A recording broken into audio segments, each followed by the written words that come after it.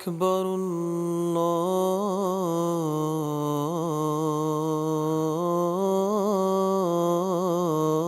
الله أكبر الله أكبر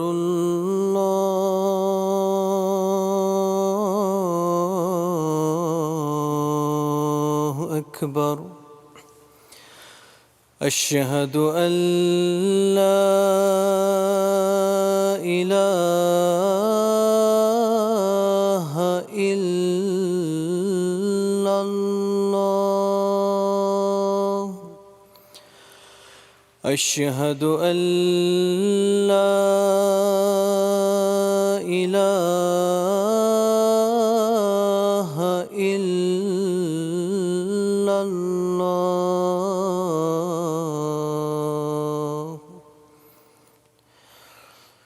أشهد أن محمدًا رسول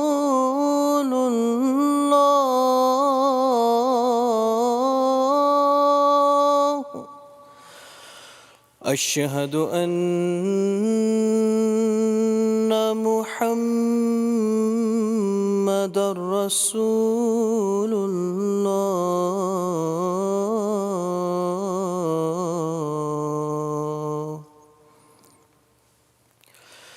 حي على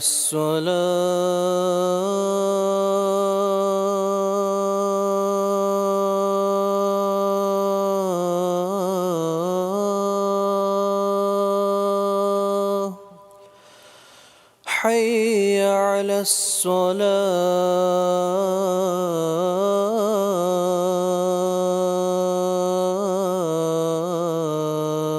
الصلاة حي على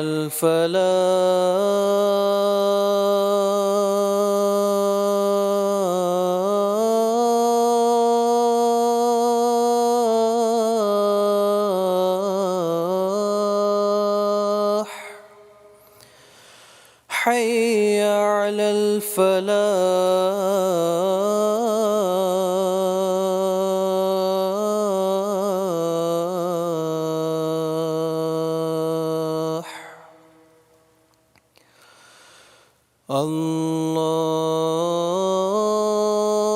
الله أكبر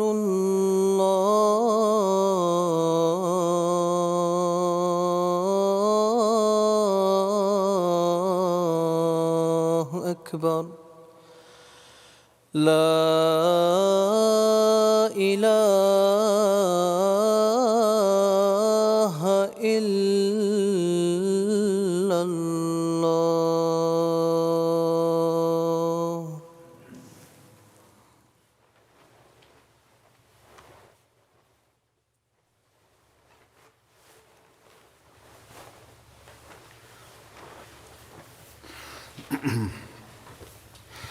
السلام علیکم ورحمۃ اللہ.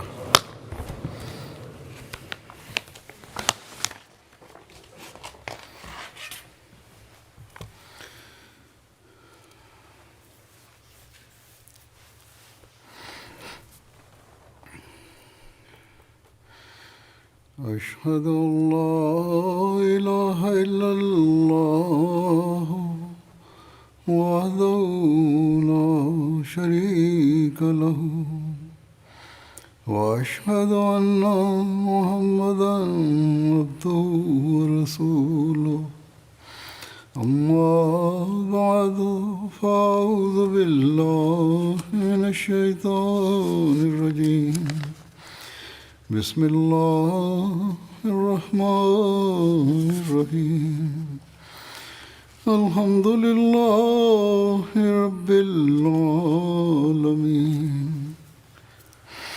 الرحمن الرحيم مالك يوم الدين إياك نعبد وإياك نستعين اهدنا الصراط المستقيم صراط الذين أنعمت عليهم غير المغضوب عليهم ولا الضالين.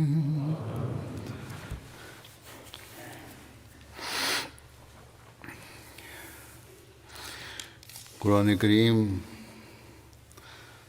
کا مقام اور مرتبہ اور محاسن بیان ہو رہے ہیں گزشتہ چند ہفتوں سے. اس بات کی وضاحت فرماتے ہوئے کہ قرآن کے نزدیک مذہب کا منصب کیا ہے اور انسانی قوا پر کیا تصرف ہے اس کا اور ہونا چاہیے. حضرت مسیح علیہ السلام فرماتے ہیں کہ یہ سوال کہ مذہب کا تصرف انسانی قوا پر کیا ہے، انجیل نے اس کا کوئی جواب نہیں دیا. کیا انجیل حکمت کے طریقوں سے دور ہے؟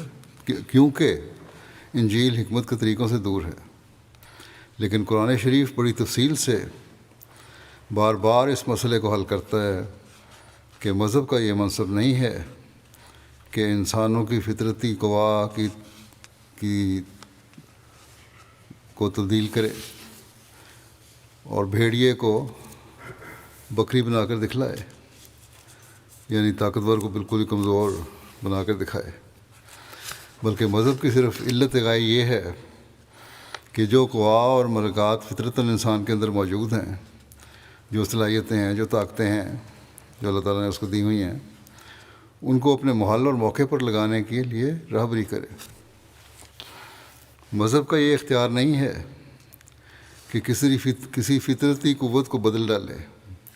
ہاں، یہ اختیار ہے کہ اس کو محل پر استعمال کرنے کے لیے ہدایت کرے اور صرف ایک قوت مثلاً رحم یا عفو پر زور نہ ڈالے، بلکہ تمام قوتوں کے استعمال کے لیے وصیت فرمائے. یہ نہ کہے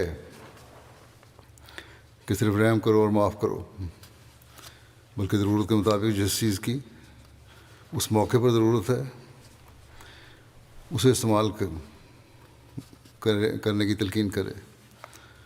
اصل غرض اصلاح اور بہتری ہے، اور یہ مقصد جس طرح بھی پورا ہو اسے کرنے کی کوشش کرنی چاہیے. فرماتے ہیں کہ رحم یا عفو پر زور نہ ڈالے، بلکہ تمام قوتوں کے استعمال کے لیے وصیت فرمائے، کیونکہ انسانی قوتوں میں سے کوئی بھی قوت بری نہیں، بلکہ افراط اور تفریط اور بد استعمالی بری ہے. اور جو شخص قابل ملامت ہے وہ صرف فطرتی قوا کی وجہ سے قابل ملامت نہیں، بلکہ ان کی بد استعمالی کی وجہ سے قابل ملامت ہے. اس کی ایک چھوٹی سی مثال یوں ہے کہ ایک جسمانی طور پر طاقتور آدمی ہے، اگر اپنی طاقت کے اظہار کے لیے وہ ظلم ہی کرتا رہے، یا اب صاحب اختیار ہے تو ظلم کرتا رہے، دوسروں کے لیے نرم دلی نہ ہو، موقع محال پر اپنے قوا کا اظہار نہ ہو، بلکہ اپنی برتری ثابت کرنا اور روب قائم کرنا ہی مقصد ہو، تو پھر ایسا شخص برا کہلائے گا.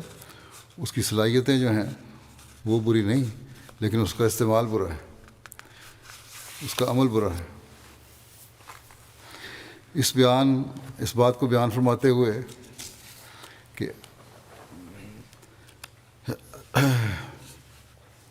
کہ آپ علیہ السلام کی بعثت کا مقصد صداقت قرآن کو ثابت کرنا اور قائم کرنا ہے. آپ فرماتے ہیں یہ بات واقعی سچی ہے کہ جو مسلمان ہیں یہ قرآن کو بالکل نہیں سمجھتے، لیکن اب خدا کا ارادہ ہے کہ صحیح معنی قرآن کے ظاہر کرے. خدا نے مجھے اسی لیے مأمور کیا ہے اور میں اس کے الہام اور وحی سے قرآن شریف کو سمجھتا ہوں. قرآن شریف کی ایسی تعلیم ہے کہ اس پر کوئی اعتراض نہیں آ سکتا، اور معقولات سے ایسی پر ہے کہ ایک فلاسفر کو بھی اعتراض کا موقع نہیں ملتا. پھر عظمت قرآن بیان فرماتے ہوئے آپ جماعت کو نصیحت فرماتے ہیں کہ قرآن شریف پر تدبر کرو، اس میں سب کچھ ہے، نیکیوں اور بدیوں کی تفصیل ہے اور آئندہ زمانے کی خبریں ہیں وغیرہ۔ بخوبی سمجھ لو کہ یہ وہ مذہب پیش کرتا ہے جس پر کوئی اعتراض نہیں ہو سکتا، کیونکہ اس کے برکات اور ثمرات تازہ بتازہ ملتے ہیں۔ انجیل میں مذہب کو کامل طور پر بیان نہیں کیا گیا، اس کی تعلیم اس زمانے کے حسب حال ہو تو ہو، لیکن وہ ہمیشہ اور ہر حالت کے موافق ہرگز نہیں۔ جس زمانے میں حضرت عیسیٰ آئے اس زمانے کے حسب حال تھی، لیکن اپنی یہ فخر قرآن مجید کو ہی ہے کہ اللہ تعالیٰ نے اس میں ہر مرض کا علاج بتایا ہے اور تمام قوا کی تربیت فرمائی ہے، اور جو بدی ظاہر کی ہے اس کے دور کرنے کا طریق بھی بتایا ہے۔ اس لیے قرآن مجید کی تلاوت کرتے رہو اور دعا کرتے رہو اور اپنے چال چلن کو اس کی تعلیم کے ماتحت رکھنے کی کوشش کرو۔ قرآن کریم پر تدبر کی طرف توجہ دلاتے ہوئے آپ فرماتے ہیں مزید کہ رسم اور بدعات سے پرہیز بہتر ہے، اس سے رفتہ رفتہ شریعت میں تصرف شروع ہو جاتا ہے۔ بہتر طریق یہ ہے کہ ایسے وظائف میں جو وقت اس نے صرف کرنا ہے وہی قرآن شریف کے تدبر میں لگا دیں۔ لوگوں کی کوشش ہوتی ہے کہ وظیفہ بتا دیں، چھوٹی سی بات بتا دیں تاکہ اسی پہ نظر رکھو، ہم وقت لگائیں۔ اور نے فرمایا کہ نہیں، قرآن شریف پر غور کرنے پر وقت لگاؤ۔ بعض لوگ وظائف میں ہی وقت صرف کرتے چلے جاتے ہیں، ان کا مطلب ہی بعض جو وظائف اور ذکر کر رہے ہوتے ہیں مطلب ہی نہیں بعضوں کو آتا، اور سمجھتے ہیں کہ یہ ان کی روحانی بہتری کا واحد ذریعہ ہے۔ آپ نے فرمایا اس کے بجائے یہ وقت قرآن کریم پر غور پر خرچ کرو تو زیادہ بہتر ہے۔ روحانی ترقی اسی سے حاصل کر سکتے ہو۔ غیر احمدی مسلمانوں میں تو بہت سی بدعات اس ذریعے سے راہ پا گئی ہیں، لیکن بعض احمدی بھی اس کے زیر اثر آ گئے ہیں۔ اس لیے ہمیں بچنا چاہیے اور قرآن شریف کو ترجمہ اور تفسیر پڑھنے کی طرف زیادہ توجہ دینی چاہیے۔ اگلے ہفتے جمعرات سے انشاءاللہ یا بدھ سے بعض جگہ رمضان بھی شروع ہو رہا ہے، تو اس رمضان میں خاص طور پر قرآن کریم کو پڑھنے پڑھانے اور سمجھنے کی کوشش کرنی چاہیے ہمیں۔ آپ فرماتے ہیں کہ دل کی اگر سختی ہو تو اس کو نرم کرنے کے لیے یہی طریق ہے کہ قرآن شریف کو ہی بار بار پڑھے۔ جہاں جہاں دعا ہوتی ہے وہاں مومن کا بھی دل چاہتا ہے کہ یہی رحمت الہی میرے بھی شامل حال ہو۔ قرآن شریف کی مثال ایک باغ کی ہے، ایک مقام سے کسی قسم کا پھول چنتا ہے، پھر آگے چل کر اور قسم کا چنتا ہے۔ بس چاہیے کہ ہر ایک مقام کے مناسب حال فائدہ اٹھاوے۔ آپ نے فرمایا کہ اس سے روحانی ترقی ہوتی ہے، اس سے روحانی ترقی ہوتی ہے کہ احکامات اور نواہی کو اپنے اوپر لاگو کرے انسان۔ جو اللہ تعالیٰ نے حکم دیے ہیں کرنے کے ان کو کرے، جن سے روکا ہے ان سے روکنے کی کوشش کرے، اس چیز کو دیکھے۔ یہی پھول ہیں جو اس باغ سے انسان چنتا ہے۔ آپ نے فرمایا بعض لوگ تو اس حد تک بڑھ گئے ہیں کہ اپنی علمیت کے زوم میں قرآن کریم کی بعض صورتوں، مثلا آپ نے جو مثال دی سورہ یاسین کی، کہ اس کے متعلق کہتے ہیں کہ فلاں طریق سے پڑھو تو برکت ہوگی ورنہ نہیں ہوگی۔ یہ باتیں تو خدائی کے وعدے ہیں، دعوے ہیں، بس اس قسم کی باتوں سے ہمیں خاص طور پر پرہیز کرنا چاہیے۔ یہ بیان فرماتے ہوئے کہ قرآن سے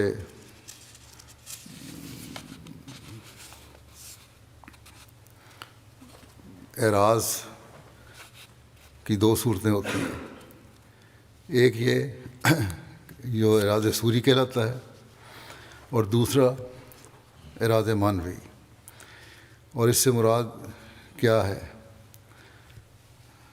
اعراض سے مراد یہ ہے کہ جس سے عمل نہ کرنا، یا تصوری طور پر انسان عمل نہیں کرتا یا معنوی طور پر عمل نہیں کرتا۔ اس کی وضاحت فرمائی یہ کہ قرآن شریف سے اعراض کی دو صورتیں ہوتی ہیں، ایک سوری اور ایک معنوی۔ سوری یہ کہ کبھی کلام الہی کو پڑھا ہی نہ جاوے، جیسے اکثر لوگ مسلمان کہلاتے ہیں مگر وہ قرآن شریف کی عبارت تک سے بالکل غافل ہیں۔ اور ایک معنوی دوسری صورت ہے کہ تلاوت تو کرتا ہے انسان مگر اس کی برکات و انوار و رحمت پر ایمان نہیں ہوتا۔ بس دونوں اعراضوں میں سے کوئی اعراض ہو اس سے پرہیز کرنا چاہیے۔ آپ نے فرمایا کہ امام جعفر کا قول ہے، واللہ عالم کہاں تک صحیح ہے، کہ میں اس قدر کلام پڑھتا ہوں کہ ساتھ ہی الہام شروع ہو جاتا ہے مگر بات معقول معلوم ہوتی ہے۔ انہوں نے فرمایا اللہ بہتر جانتا ہے کہ صحیح ہے کہ نہیں، لیکن معقول بات یہ ہے، یعنی کہ انہوں نے یہ کہا یا نہیں کہا یہ تو اور پتہ نہیں، لیکن بات معقول ہے، کیونکہ ایک جنس کی شے دوسری شے کو اپنی طرف کشش کرتی ہے۔ اب اس زمانے میں لوگوں نے صدہا حاشیے چڑھائے ہوئے ہیں، شیعوں نے الگ، سنیوں نے الگ۔ ہمیں فرماتے ہیں ایک واقعہ بیان کرتے ہوئے کہ ایک دفعہ ایک شیعہ نے میرے والد صاحب سے کہا کہ میں ایک فقرہ بتلا دیتا ہوں، وہ پڑھ لیا کریں تو پھر طہارت اور وضو کی وغیرہ کی ضرورت نہیں ہوگی، بس وہ فقرہ ہی کافی ہے آپ کے لیے، وہی وضو ہے وہی طہارت ہے۔ فرمایا کہ اسلام میں کفر و بدعت، الحاد، زندقہ وغیرہ اسی طرح سے آئے ہیں کہ ایک شخص واحد کی کلام کو اس قدر عظمت دی گئی جس قدر کے کلام الہی کو دی جانی چاہیے تھی۔ صحابہ کرام اسی لیے احادیث کو قرآن شریف سے کم درجے پر مانتے تھے۔ ایک دفعہ واقعہ بیان فرماتے ہیں کہ دفعہ حضرت عمر فیصلہ کرنے لگے تو ایک بوڑھی عورت نے اٹھ کر کہا کہ حدیث میں یہ لکھا ہے، یعنی اس آن رسول سے یہ منسوب ہے۔ یہ بھی یاد رکھیں کہ حدیثیں گو بعد میں جمع کی گئی ہیں، لیکن بعض دفعہ بعض صحابہ لکھ بھی لیا کرتے تھے۔ تو آپ نے فرمایا، حضرت عمر نے فرمایا کہ میں ایک بڑھیا کے لیے کتاب اللہ کو ترک نہیں کر سکتا۔ یہ روایت ایک عورت کی ہے، یہ کہتی ہے، لیکن اللہ تعالیٰ کا کلام تو اس کے مختلف ہے، جو اللہ کا کلام کہتا ہے وہی حقیقت ہے۔ بس حقیقت یہی ہے، اسی کو ہمیں اختیار کرنا چاہیے۔ اگر یہ نہیں ہوگا تو پھر بدعات پھیلتی چلی جائیں گی، اور اسی وجہ سے بدعات مسلمانوں میں پھیلتی چلی جا رہی ہیں اور قرآن کریم کی اصل تعلیم سے دور کر رہی ہیں۔ اکثر مسلمانوں میں یہ باتیں نظر آتی ہیں، جیسا کہ میں نے مثال دی، حضرت مسیم علیہ السلام نے فرمایا کہ شیعہ عالم کا حضرت مسیم علیہ السلام کے بارے تو یہ کہنا کہ ایک فقرہ ہے اس کو پڑھ لیا کریں تو پھر نہ وضو کی ضرورت نہ طہارت کی ضرورت۔ اکثریت و عامت المسلمین کی جاہل ہے، نام نہاد علماء ان کو جس طرف لے جاتے ہیں وہ چل پڑتے ہیں اور بدعات پھیلتی چلی جاتی ہیں، لیکن اس کے باوجود الزام ہم پر کہ ہم قرآن کریم کی تعریف کرتے ہیں۔ اس بات کو بیان فرماتے ہوئے کہ مسلمانوں کی ترقی قرآن سے مشروط ہے، آپ فرماتے ہیں کہ جب تک مسلمان قرآن شریف کے پورے متبع اور پابند نہیں ہوتے وہ کسی قسم کی ترقی نہیں کر سکتے۔ جس قدر وہ قرآن شریف سے دور جا رہے ہیں اسی قدر وہ ترقی کے مدارج اور راہوں سے دور جا رہے ہیں۔ قرآن شریف پر عمل ہی ترقی اور ہدایت کا موجب ہے۔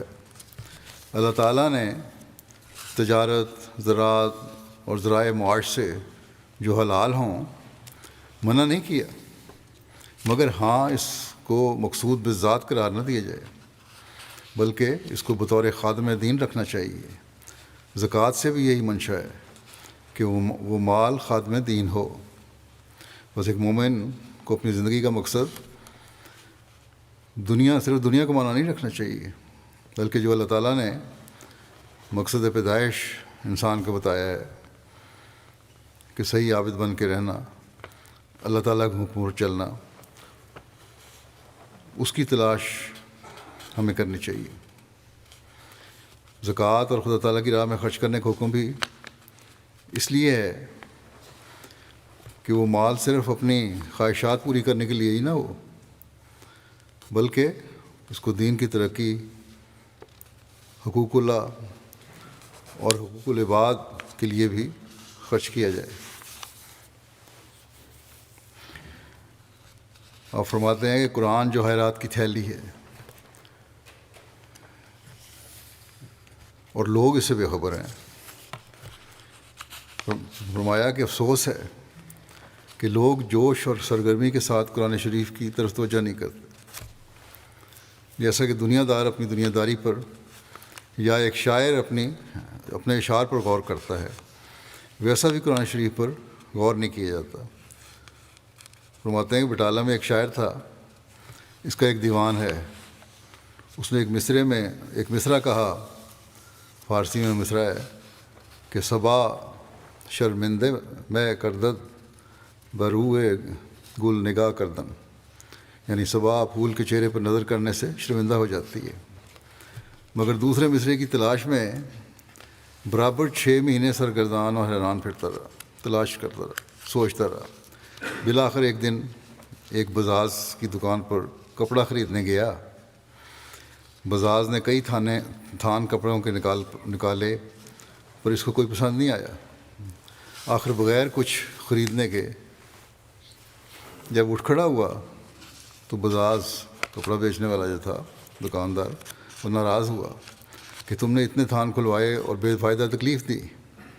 اس پر اس کو دوسرا مصرع سوجھ گیا اور اپنا شعر اس طرح پورا کیا کہ صبا شرمندے میں کردد بے روئے گل نگاہ کردن، کہ رختے گنچے راہ وا کرد و نتوانست طے کردن، کہ صبا پھول کے چہرے پر نظر کرنے سے شرمندہ ہو جاتی ہے کہ اس نے غنچے کے لباس کو واہ کر دیا مگر اس کو سمیٹ نہ سکی۔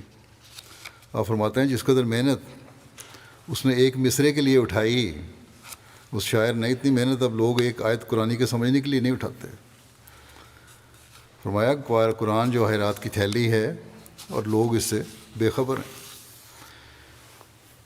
پھر آپ نے فرمایا اس قدر اسرار اور رموز قرآن شریف میں ہے، تورات اور انجیل میں وہ کہاں؟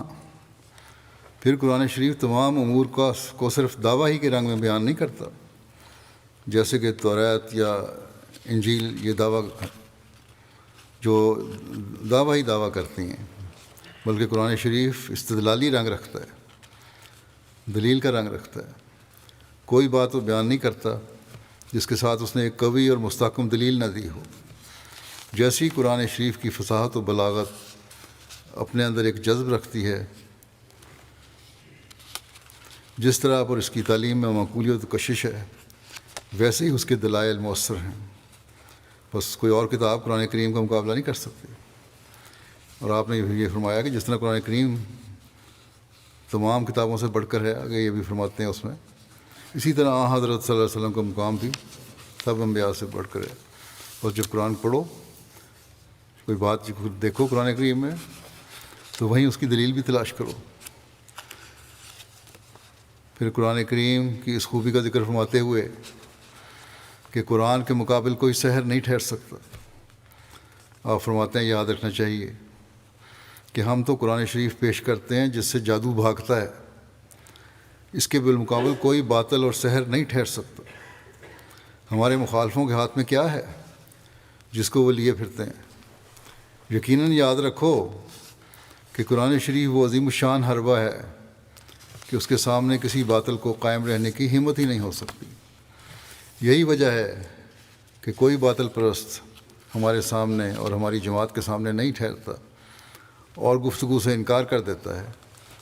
یہ آسمانی ہتھیار ہے جو کبھی کند نہیں ہو سکتا۔ بس یہ بات ہمیں اس طرح توجہ دلاتی ہے کہ ہم قرآن کریم پر غور و تدبر کی طرف زیادہ توجہ دیں تاکہ اپنی روحانی اور علمی حالت بھی بہتر کریں اور مخالفین کا رد بھی کر سکیں۔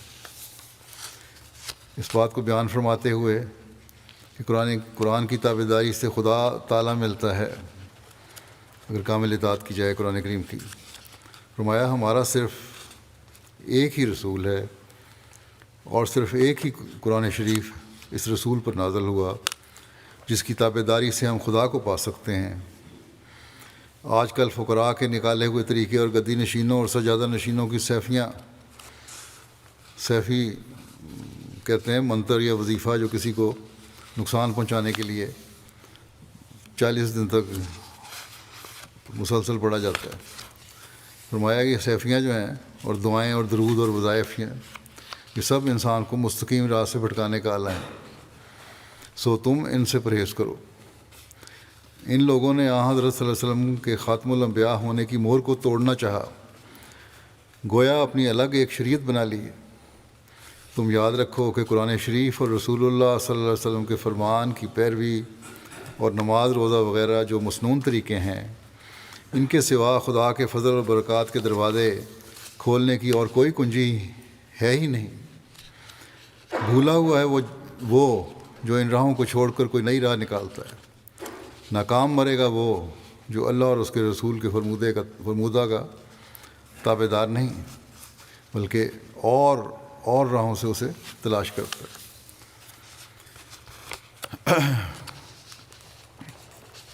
قرآن کریم کی خوبی آپ نے یہ بیان فرمائی کہ قرآن کریم نے ہر قوم کے نبی پر ایمان لانا ضروری قرار دیا ہے۔ جو فرماتے ہیں کہ قرآن وہ قابل تعظیم کتاب ہے جس نے قوموں میں صلح کی بنیاد ڈالی اور ہر ایک قوم کے نبی کو مان لیا، اور تمام دنیا میں فخر خاص قرآن شریف کو حاصل ہے جس نے دنیا کی نسبت ہمیں یہ تعلیم دی کہ لا نفرق بین احد منہم ونحن لہ مسلمون،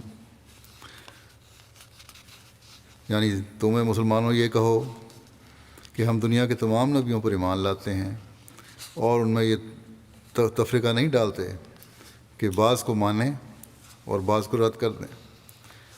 آپ نے چیلنج فرمایا کہ اگر ایسی کوئی صلاح کار اور کتاب ہے تو اس کا نام لو۔ قرآن کریم کی خوبیوں میں سے ایک خوبی یہ ہے کہ قرآن کریم میں ظاہری ترتیب کا التزام ہے۔ اس بارے میں آپ فرماتے ہیں کہ قرآن کریم ظاہری ترتیب کا اشد التزام رکھتا ہے۔ ایک بڑا حصہ قرآنی فصاحت کا اسی سے متعلق ہے۔ اس کی وجہ یہ ہے کہ ترتیب کا ملحوظ رکھنا بھی وجوہ بلاغت میں سے ہی بلکہ اعلیٰ درجہ کی بلاغت یہی ہے وجوہ بلاغت میں سے ہے بلکہ اعلیٰ درجہ کی بلاغت یہی ہے جو حکیمانہ رنگ اپنے اندر رکھتی ہے۔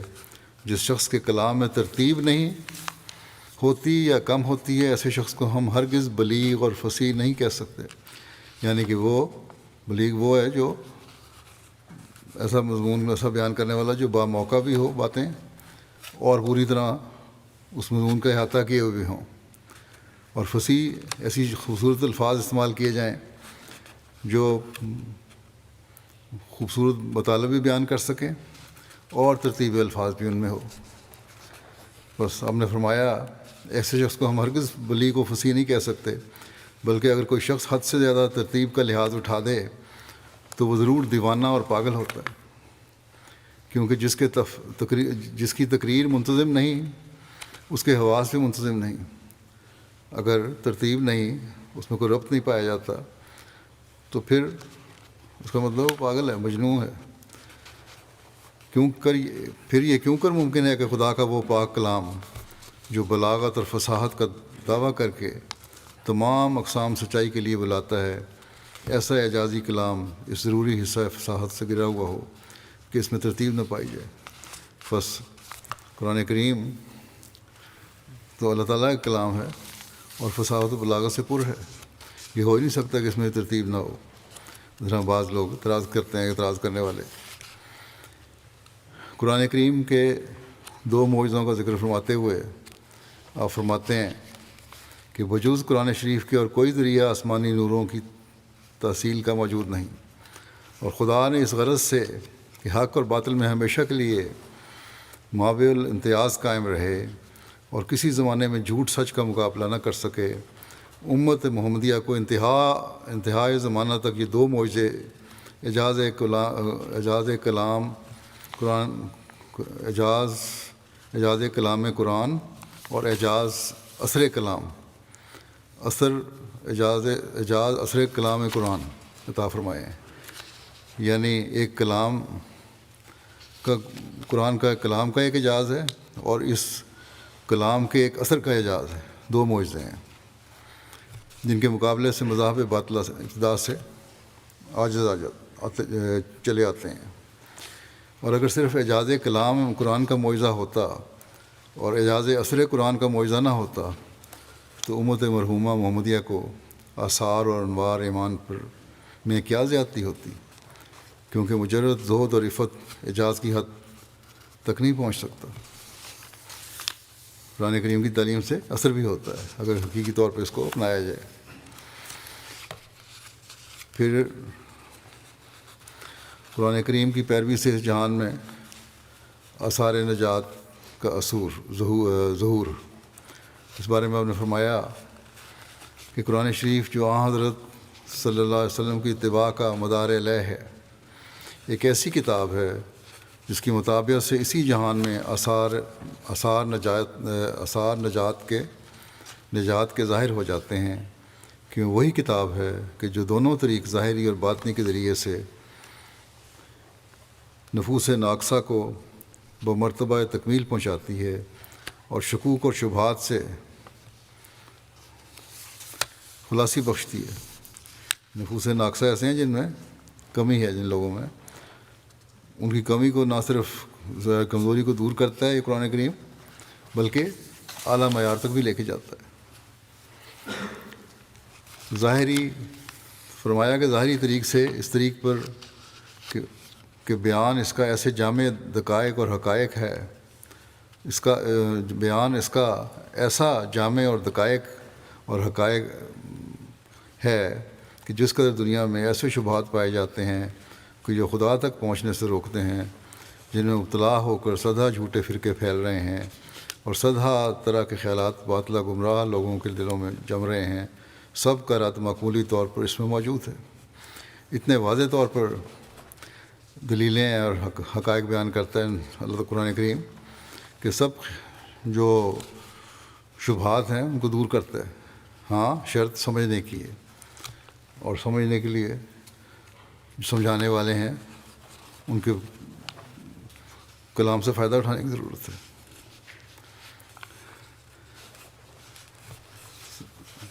فرمایا اور جو تعلیم حقہ اور کاملہ کی روشنی ظلمت موجودہ زمانہ کے لیے درکار ہے، روشنی ظلمت موجودہ زمانہ کے لیے درکار ہے، وہ سب آفتاب کی طرح اس میں چمک رہی ہے. موجودہ زمانے میں بھی جو اندھیرے پھیل رہے ہیں، مذہب سے دوری ہے، بے حیائی ہے، لغویات ہیں، یا اور خدا تعالیٰ سے دوری ہے، سب جو اندھیرے ہیں ان کو دور کرنے کے لیے اور روشنی حاصل کرنے کے لیے قرآن کریم کی طرف رجوع کرو، اس میں موجود ہے سب کچھ. فرمایا کہ یہ سب آفتاب کی طرح اس میں چمک رہی ہے، سورج کی طرح روشن ہے اس میں، اور تمام امراض نفسانی کا علاج اس میں مندرج ہے، اور تمام معارف حقہ کا بیان اس میں بھرا ہوا ہے، اور کوئی دقیقہ علم الہی نہیں کہ جو آئندہ کسی وقت ظاہر ہو سکتا ہے اور اس سے باہر رہ گیا ہو. اور باطنی طریق سے اس طور پر کہ اس کی کامل مطابقت دل کو ایسا صاف کر دیتی ہے. یہ شرط ہے، کامل مطابقت ہو اور کامل ہو. دل کو ایسا صاف کر دیتی ہے کہ انسان اندرونی آلودگیوں سے بالکل پاک ہو کر حضرت اعلیٰ سے اتصال پکڑ لیتا ہے، اللہ تعالیٰ سے ایک تعلق پیدا ہو جاتا ہے، اور انوار قبولیت اس پر وارد ہونا شروع ہو جاتے ہیں، اور عنایات الہیہ اس قدر اس پہ احاطہ کر لیتی ہیں کہ جب وہ مشکلات کے وقت دعا کرتا ہے تو کمال رحمت اور عطوفت، یعنی بڑی مہربانی اور رحمت اور شفقت اللہ تعالیٰ کی ہوتی ہے سے خداوند کریم اس کا جواب دیتا ہے. اور بسا اوقات ایسا اتفاق ہوتا ہے کہ اگر وہ 1000 مرتبہ بھی اپنی مشکلات اور اور غموں کے وقت میں سوال کرے تو 1000 مرتبہ ہی اپنے مولا کریم کی طرف سے نہایت فصیح اور لذیذ اور متبرک کلام میں محبت آمیز جواب پاتا ہے، اور الہام الہی بارش کی طرح اس پر برستا ہے، اور وہ اپنے دل میں محبت الہیہ کو ایسا بھرا ہوا پاتا ہے جیسا ایک نہایت صاف شیشہ ایک لطیف عطر سے بھرا ہوا ہوتا ہے، اور انس اور شوق کی ایک ایسی پاک لذت اس کو عطا کی جاتی ہے کہ جو اس کی سخت نفسانی زنجیروں کو توڑ کر اور اس دخانستان سے باہر نکال کر، یہ گندی ہوا اور آلودہ ہوا ہے، دھواں ہے، اس سے باہر نکال کر محبوب حقیقی کی ٹھنڈی اور دل آرام ہوا سے اس کو ہر دم اور ہر لحظہ تازہ زندگی بخشتی رہتی ہے۔ پھر آپ نے فرمایا کہ قرآن کریم یقینی اور قطعی کلام ہے۔ فرماتے ہیں کہ قرآن شریف جو کتاب اللہ ہے، جس سے بڑھ کر ہمارے ہاتھ میں کوئی کلام قطعی اور یقینی نہیں، وہ خدا کا کلام ہے، وہ شک اور ظن کی علائشوں سے پاک ہے۔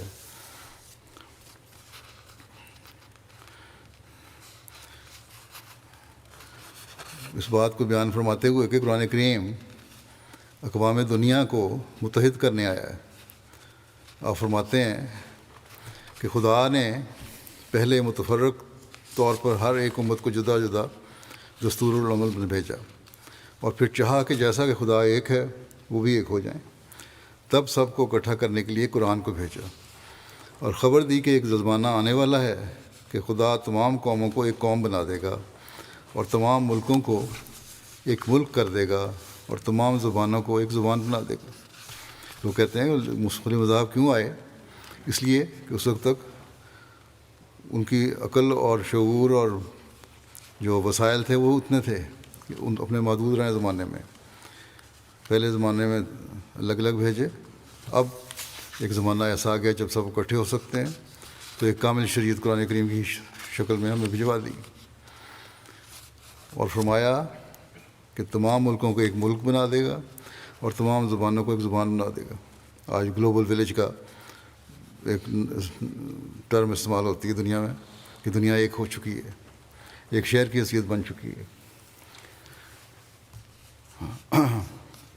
بہرحال قرآن کریم ہی وہ کلام ہے جو باوجود اس کے کہ دنیا میں مختلف زبانیں بولنے والے بھی ہیں اور بولی جاتی ہیں، لیکن اس میں اسے عربی زبان میں دنیا میں جہاں بھی مسلمان ہیں، جس قوم کے بھی مسلمان ہیں، عربی زبان میں پڑھتے ہیں، اور اسی طرح 5 نمازوں میں سے اس کا استعمال کیا جاتا ہے۔ اس بات کو بیان فرماتے ہوئے کہ قرآن کریم کا پہلی کتب اور انبیاء پر احسان ہے، آپ فرماتے ہیں کہ قرآن شریف نے پہلی کتابوں اور نبیوں پر احسان کیا ہے، جو ان کی تعلیموں کو جو قصے کے رنگ میں تھیں علمی رنگ دے دیا ہے۔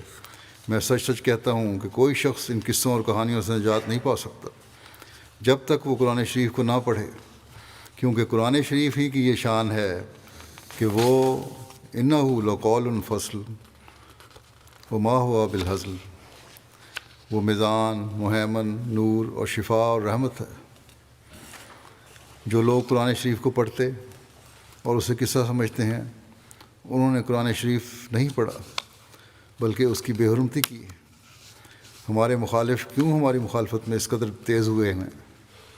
صرف اس لیے کہ ہم قرآن شریف کو جیسا کہ خدا نے فرمایا ہے کہ وہ سراسر نور، حکمت اور معرفت ہے دکھانا چاہتے ہیں، اور وہ کوشش کرتے ہیں قرآن شریف کو ایک معمولی قصے سے بڑھ کر وقت نہ دیں۔ ہم اس کو گوارا نہیں کر سکتے۔ خدا تعالیٰ نے اپنے فضل سے ہم پر کھول دیا ہے کہ قرآن شریف ایک زندہ اور روشن کتاب ہے، اس لیے ہم ان کی مخالفت کی کیوں پرواہ کریں؟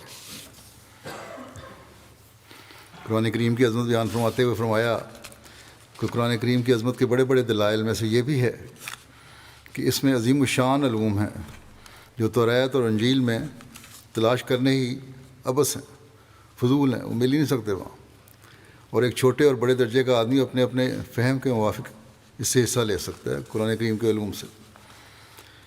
بس اس کے معنی اور مطالعے پر غور کرنے کی ہر ایک کو عادت ڈالنی چاہیے تاکہ خدا تعالیٰ کے کلام کی خوبصورتی کا بھی ہمیں پتہ چلے۔ قرآن کریم کے اوامر اور نواہی کے بارے میں آپ فرماتے ہیں، قرآن شریف اول سے آخر تک اوامر اور نواہی اور احکام الہی کی تفصیل موجود ہے، اور کئی 100 شاخیں مختلف قسم کے احکام کی بیان کی ہیں۔ ایک جگہ آپ نے فرمایا کہ تلاوت کرتے ہوئے انہیں تلاش کرنا چاہیے اور پھر ان کو زندگی کا حصہ بنانا چاہیے، تبھی ہم خدا تعالیٰ کے کلام سے حقیقی فیض پا سکتے ہیں۔ قرآن کریم کے محاسن بیان کرتے ہوئے ایک جگہ آپ نے فرمایا جاننا چاہیے کہ قرآن کریم وہ یقینی اور قطعی کلام ہے، قطعی کلام الہی ہے، جس میں انسان کا ایک نقطہ یا ایک شوشہ تک دخل نہیں، اور وہ اپنے الفاظ اور معانی کے ساتھ خدا تعالیٰ کا ہی کلام ہے، اور کسی فرقہ اسلام کو اس کے ماننے سے چارہ نہیں، اس کی یعنی اس کے سوا ماننے کے سوا چارہ نہیں۔ اس کے ایک ایک آیت اعلیٰ درجے کا تواتر اپنے ساتھ رکھتی ہے، اور وہ وہی مطلوب ہے، یعنی ایسی وہی ہے کہ بار بار پڑھی جانے والی وہی ہے، جس کے حرف حرف گنے ہوئے ہیں۔ وہ باعث اپنے اعجاز کے بھی تبدیل اور تحریف سے محفوظ ہے۔ ان کی ترکیب ایسی ہے کہ یہ بھی ایک معجزہ ہے کہ اس میں تبدیلی ہو ہی نہیں سکتی۔ یہ کس طرح کہہ سکتا ہے کہ قرآن کریم نے تحریف کر لی؟ کہ کرے گا قرآن کریم بگاڑ تک وہ اصلی حالت رہ ہی نہیں سکتی اس کی، اور وہ نفس مضمون بھی رہ نہیں سکتا۔ پھر قرآن کریم کے الفاظ کی گہرائی اور مطالب کی خوبی بیان فرماتے ہوئے آپ نے فرمایا کہ قرآن کریم کے دقائق و معارف اور حقائق بھی زمانے کی ضرورت کے موافق ہی کھلتے ہیں۔ مثلاً جس زمانے میں ہم ہیں اور جن معارف فرقانیہ کے بمقابل دجالی فرقوں کی ہمیں اس وقت ضرورت آ پڑی ہے، وہ ضرورت ان لوگوں کو نہیں تھی جنہوں نے ان دجالی فرقوں کا زمانہ نہیں پایا، سو وہ باتیں ان پر مخفی رہیں اور ہم پر کھولی گئیں۔ مضمون موقع اور ماحول اور زمانے کے لحاظ سے اس میں سے نکلتا چلا جاتا ہے۔ اس زمانے میں ضرورت نہیں تھی، جس زمانے جیسی تفسیریں ہوئیں اس زمانے کے حالات کی تھیں۔ آج جو ہو رہی ہیں وہ آج کے زمانے کے حالات کے لیے ہیں، اور یہ سب قرآن کریم سے ہی استنباط ہوتی ہیں، اسی سے تفسیر ملتی ہے، اسی الفاظ کو غور کرنے سے ان کے معنی واضح ہوتے ہیں۔ بس جو ایسی کتاب ہے وہی تا قیامت رہنے والی کتاب ہو سکتی ہے کہ ضرورت کے مطابق الفاظ میں سے مطالب نکلتے چلے جائیں۔ پھر قرآن کریم کی خوبصورتی بیان فرماتے ہوئے آپ نے فرمایا کہ بطنی معارف قرآن کریم کے جن کا وجود احادیث صحیحہ اور آیات بینہ سے ثابت ہے، فضول طور پر کبھی ظہور نہیں کرتے، بلکہ یہ معجزہ فرقانی ایسے ہی وقت میں اپنا جلوہ دکھاتا ہے جبکہ اس روحانی معجزے کے ظہور کی اشد ضرورت پیش آتی ہے۔ معارف بھی ملتے ہیں اور صحیح احادیث جو ہیں ان سے بھی اس کا استنباط کیا جا سکتا ہے، اور جو کھلی آیات ہیں وہ بھی اس کا ثبوت دیتی ہیں۔ پھر ہم نے فرمایا قرآن شریف میں سب کچھ ہے، مگر جب تک بصیرت نہ ہو کچھ حاصل نہیں ہو سکتا۔ بصیرت شرط ہے۔ قرآن شریف کو پڑھنے والا جب ایک سال سے دوسرے سال میں ترقی کرتا ہے تو وہ اپنے گزشتہ سال کو ایسا معلوم کرتا ہے کہ گویا وہ تب ایک طفل مکتب تھا، کیونکہ یہ خدا تعالیٰ کا کلام ہے اور اس میں ترقی بھی ایسی ہے۔ یہ نہیں کہ ہم نے ایک دفعہ پڑھ لیا تو اس کو سب کچھ علم حاصل ہو گیا، بلکہ ایک سال غور کرنے کے بعد جب اگلے سال میں قدم رکھتا ہے دوبارہ غور شروع کرتا ہے تو پھر سمجھتا ہے وہ جو پہلے میں پڑھ کے آیا وہ تو کچھ بھی نہیں تھا، وہ تو بچوں والی باتیں کہ جو ابتدائی چیزیں تھیں جو مجھے سمجھ آئی تھیں، اب میں اصل مقام پہ پہنچا ہوں، اور پھر اس طرح ہر سال ترقی کرتا چلا جاتا ہے۔ فرمایا جن لوگوں نے قرآن شریف کو ذو الوجوہ کہا ہے میں ان کو پسند نہیں کرتا، انہوں نے قرآن شریف کی عزت نہیں کی۔ قرآن شریف کو ذو المعارف کہنا چاہیے، معارف سے پل کہنا چاہیے۔ اس میں بے شمار معارف ہیں، ہر مقام میں سے کئی معارف نکلتے ہیں، اور ایک نقطہ دوسرے نقطے کا نقیض نہیں ہوتا، اسے توڑنے والا نہیں ہوتا، اس کو رد کرنے والا نہیں ہوتا، مگر زود رنج کینہ پرور اور غصے والی طبائع کے ساتھ قرآن شریف کی مناسبت نہیں ہے، اور نہ ایسوں پر قرآن شریف کھلتا ہے۔ یہ تو غور کرنے والے اور پاک لوگ اور اللہ تعالیٰ سے کی پناہ میں آنے والے لوگ، اس سے علم حاصل کرنے کی دعا کرنے والے لوگوں پر اس کے حقائق کھلتے ہیں۔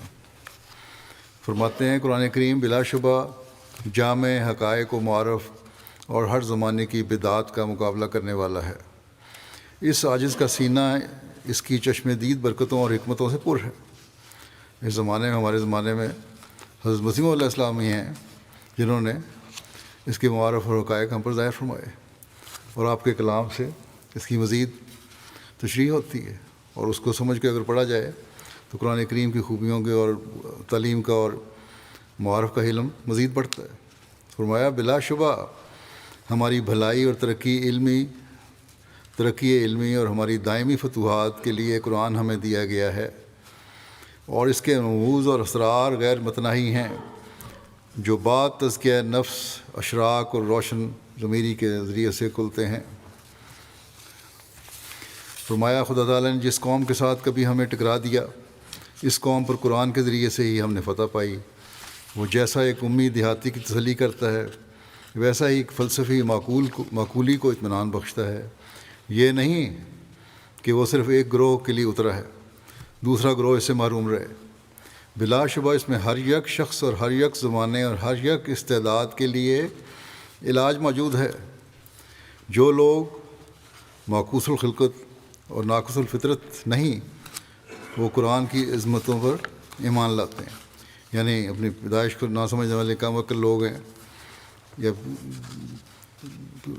ترقی کی بجائے زوال کی طرف جانے والے لوگ ہیں، روحانی لحاظ سے کم عقل ہیں۔ اگر وہ ایسے لوگوں کو تو نہیں قرآن فائدہ پہنچاتا، لیکن اگر وہ نہیں ہیں ایسے تو عظمتوں پر ایمان لانا ان کے لیے لازمی ہے، اور ایمان لاتے ہیں وہ، اور ان کے انوار سے مستفید ہوتے ہیں۔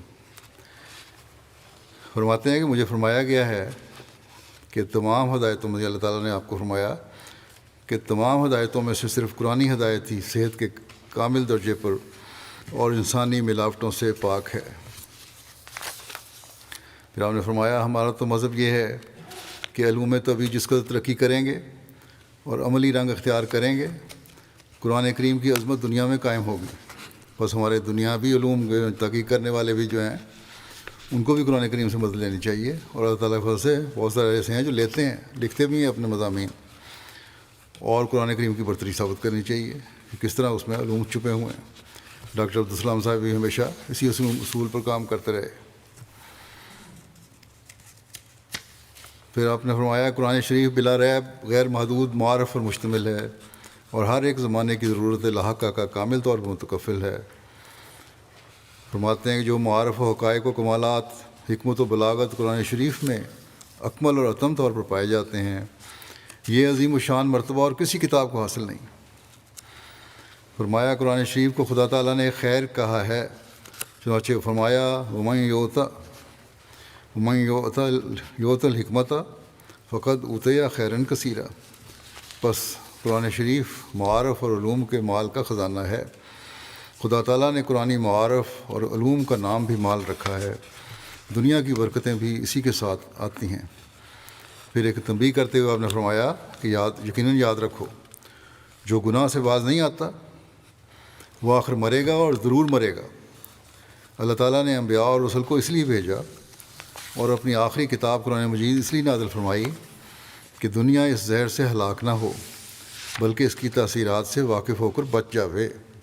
بس ہر احمدی کا یہ بھی کام ہے کہ جہاں وہ اپنی حالت قرآن کریم کی تعلیم کے مطابق ڈھالنے کی کوشش کرے، وہاں دنیا کو بھی اس تعلیم سے آگاہ کرے اور روحانی اور مادی تباہی سے انہیں بچائے۔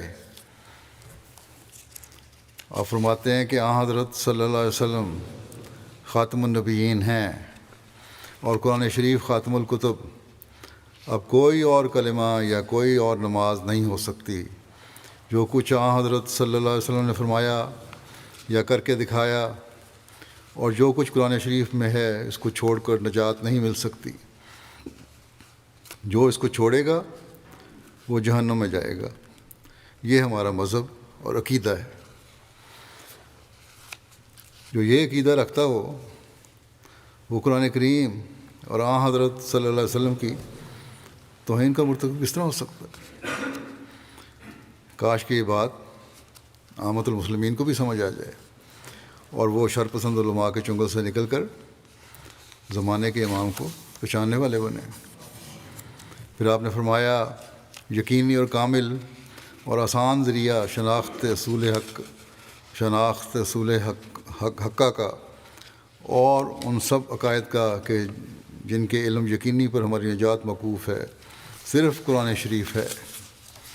فرماتے ہیں خدا تعالیٰ نے تو فرمایا ہے انا نحن نزلنا الذکر و انا لہ لحافظون، کہ ہم ہی نے اس قرآن کو نازل کیا اور ہم ہی اس کی محافظت کریں گے، یعنی جب اس کے معانی میں غلطیاں وارد ہوں گی تو اصلاح کے لیے ہمارے مأمور آیا کریں گے۔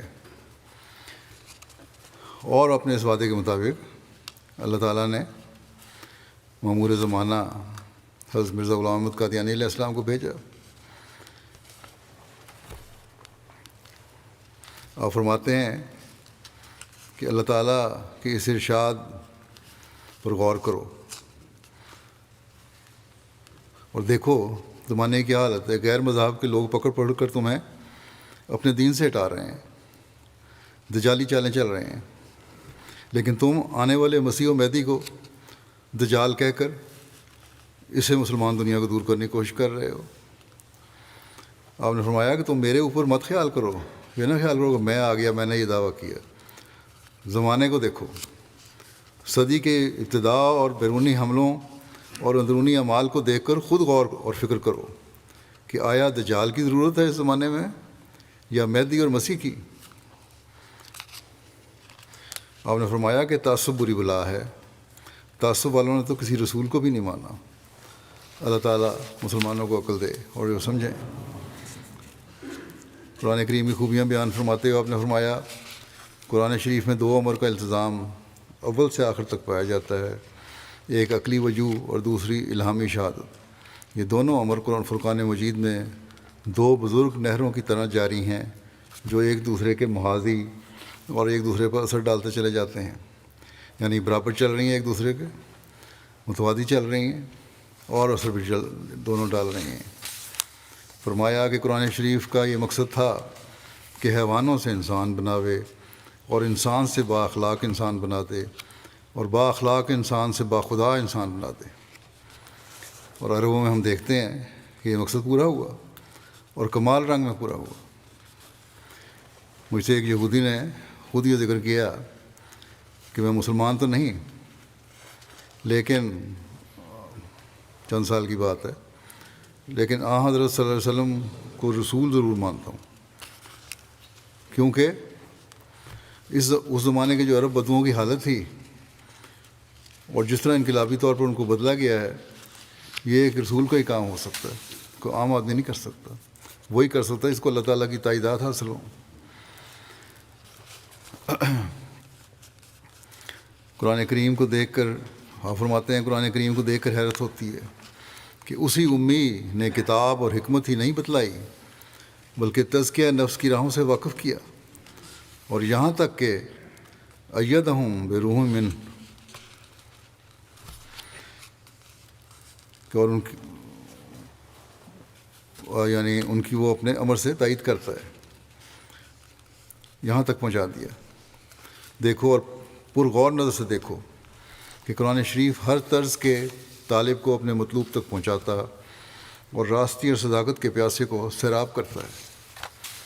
آپ فرماتے ہیں اگرچہ ہر یک الہام الہی یقین دلانے کے لیے ہی آتا تھا، لیکن قرآن شریف نے اس اعلیٰ درجہ یقین کی بنیاد ڈالی کہ بس حد ہی کر دی۔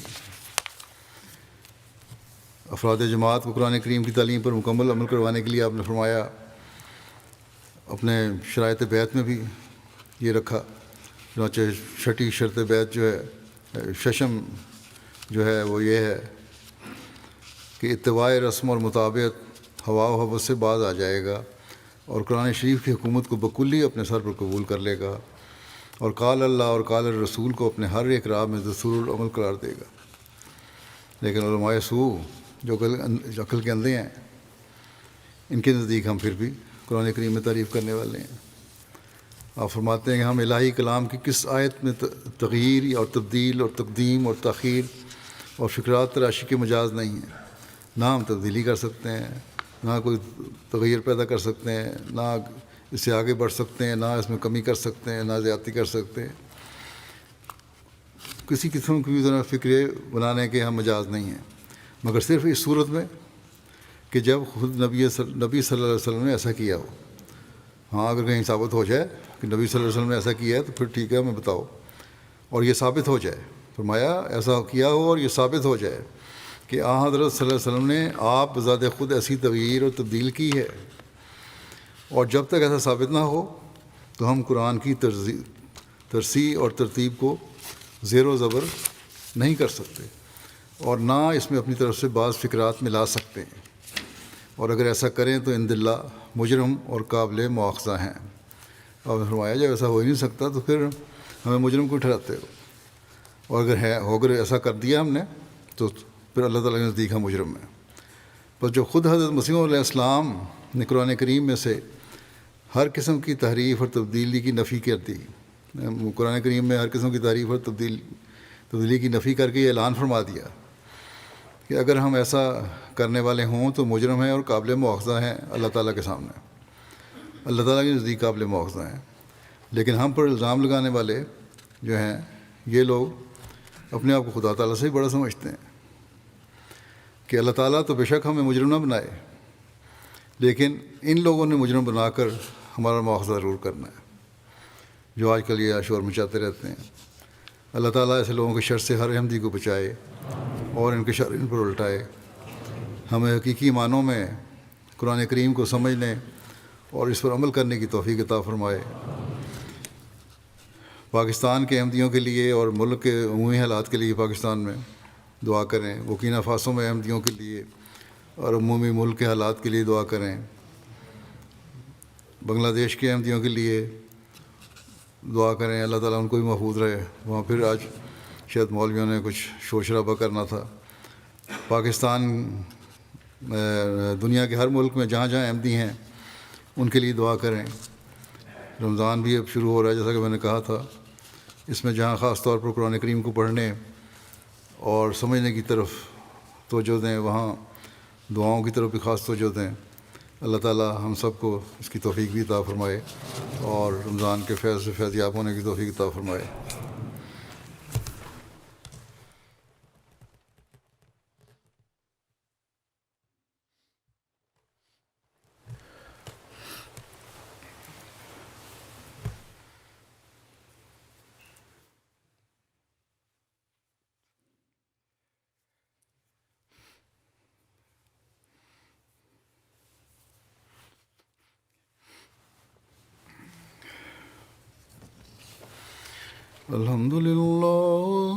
الحمد لله نحمده ونستعينه ونستغفره ونؤمن به ونتوكل عليه ونعوذ بالله من شرور أنفسنا ومن سيئات أعمالنا. من يهده الله فلا مضل له ومن يضلل فلا هادي له. ونشهد أن لا إله إلا الله ونشهد أن محمدا عبده ورسوله. عباد الله رحمكم الله، إن الله يأمر بالعدل والإحسان وإيتاء ذي القربى وينهى عن الفحشاء والمنكر والبغي يعظكم لعلكم تذكرون. اذكروا الله يذكركم وادعوه يستجب لكم ولذكر الله أكبر.